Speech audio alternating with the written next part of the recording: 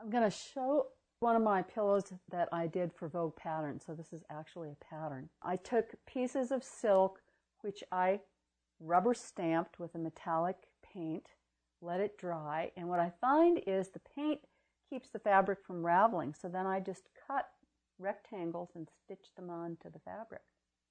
So this is just rubber stamps, just in different ways. Oh, there is a little bit of metallic foil on here too.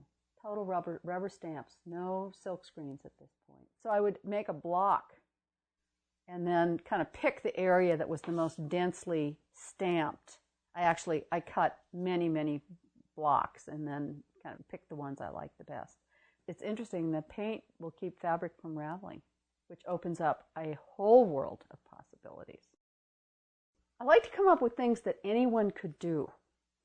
So what I've done here is I've taken bias strips of silk organza and silk screened them. On some of these, I just cut strips of fabric, like here, and edged it with a little bit of paint from the squeeze bottle. So that keeps the edge from fraying. So even when I frayed it, like on this one, it adds a nice little design line and it performs a function.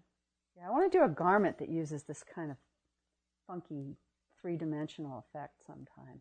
I fell in love with all the Fortuni things I saw in Venice.